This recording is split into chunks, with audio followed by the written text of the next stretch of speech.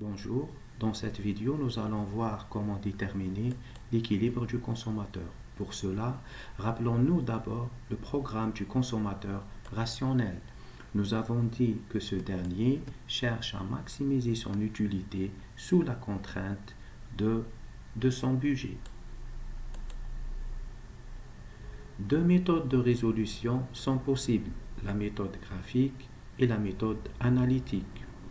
La méthode de résolution graphique du programme d'optimisation de l'utilité prend comme point de départ la superposition dans le même repère de la droite de budget et des courbes d'indifférence du consommateur, deux notions que nous avons déjà vues.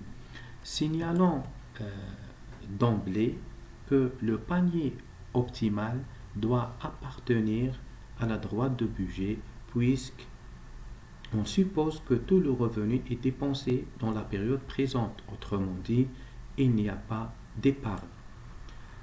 Cette figure présente trois courbes d'indifférence décrivant les préférences du consommateur pour X et Y. Le point D qui appartient à la courbe d'indifférence I1 n'est pas le choix optimal car une réaffectation du revenu permettant d'acheter davantage de X en renonçant à des quantités de Y augmente la satisfaction du consommateur. En particulier, le point E qui correspond à la même dépense indique un niveau de satisfaction supérieur associé à la courbe I2.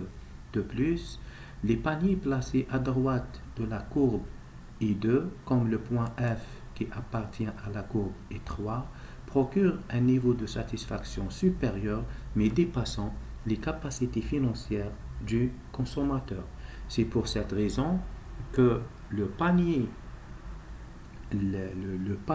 E est celui qui permet au consommateur de maximiser son utilité.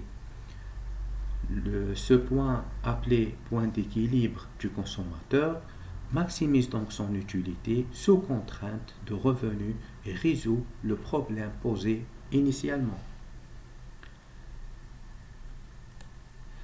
On comprend grâce à cette analyse que le panier qui maximise la satisfaction du consommateur appartient à la plus haute courbe d'indifférence qui touche la droite de budget. C'est le point de tangence entre la courbe d'indifférence I2 et la droite de budget.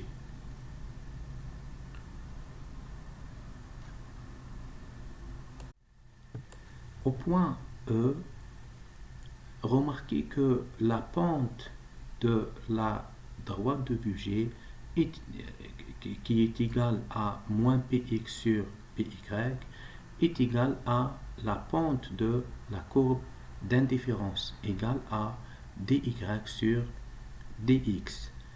Et nous avons déjà dit que le TMS, le taux marginal de substitution, est égal à l'opposé de la pente de la courbe d'indifférence. Donc le TMS qui est égal à l'utilité marginale de x sur l'utilité marginale de y est également égal à moins dy sur dx.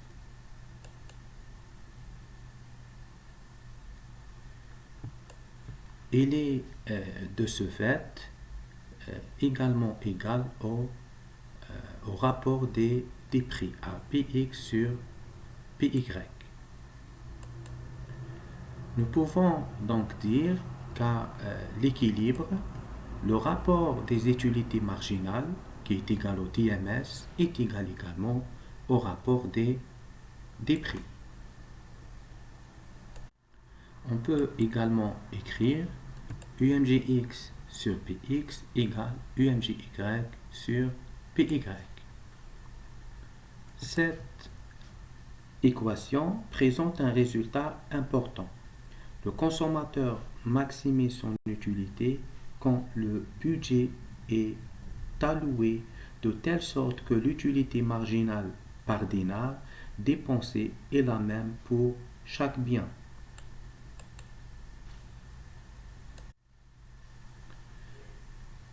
Supposons qu'un consommateur voit son utilité augmenter davantage lorsqu'il dépense un dinar en X plutôt qu'en Y. Vous avez UMJX sur PX est supérieur à UMJY sur PY. Aussi longtemps que l'utilité marginale engendrée par la dépense d'un dinar supplémentaire en X est supérieure à celle engendrée par la dépense d'un dinar supplémentaire en Y, le consommateur peut augmenter son utilité en réaffectant son budget de Y vers X. L'utilité marginale de X va diminuer selon le principe de l'utilité marginale décroissante et l'utilité marginale de Y va augmenter. Il arrive donc un moment où l'utilité marginale de X sur Px sera égale à l'utilité marginale de Y sur PY. Ce n'est donc que lorsque le consommateur a satisfait le principe d'égalisation marginale, c'est-à-dire quand il a égalisé les utilités marginales par dinar dépensées pour chacun des deux biens X et Y, qu'il a maximisé son utilité. Il convient de préciser que cette règle s'applique quel que soit le nombre de biens qu'un consommateur achète. Si le panier de consommation est optimal, les utilités marginales par dinar dépensé en chaque bien de ce panier sont égales.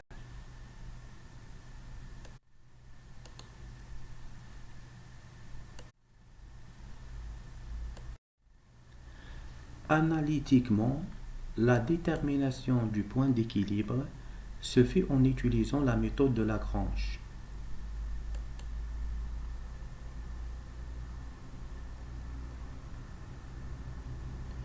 Soit une fonction d'utilité U égale f de xy est égale à x à la puissance 2 sur 3 fois y à la puissance 1 sur 3 et une contrainte budgétaire R égale x px plus y py. Quelles sont les quantités de biens x et y demandées par le consommateur rationnel? La fonction de Lagrange obtenue à partir du programme du consommateur est L égale f de x, y plus lambda fois R moins x px moins y py. En dérivant L en fonction de x, y et lambda et en égalisant ces dérivés à 0, nous pouvons obtenir les conditions nécessaires pour un maximum. Les trois équations peuvent être réécrites de la manière suivante. Nous combinons les deux premières conditions pour obtenir le principe d'égalisation marginale.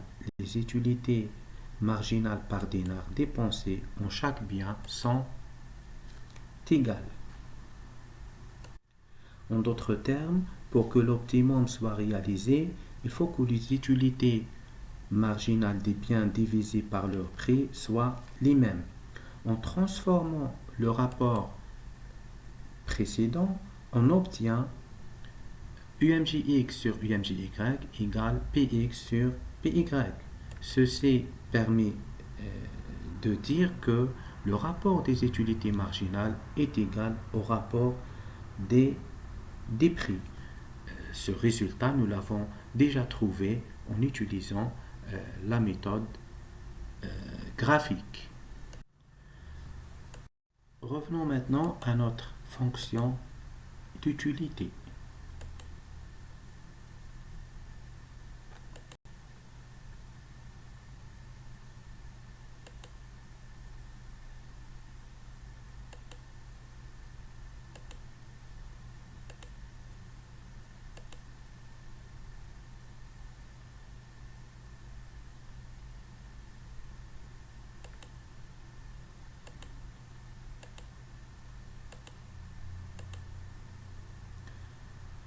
remarquez que les valeurs de x et de x et de y sont obtenues en fonction des prix et du revenu.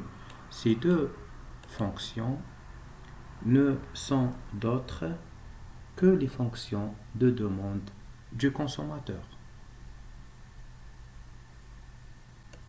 Une fois les prix et le revenu du consommateur connus, les quantités demandées du bien X et Y sont parfaitement déterminées.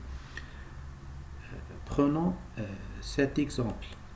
Un revenu égal à 100 dinars, Px égale à 1 dinar et Py égale à 2 dinars.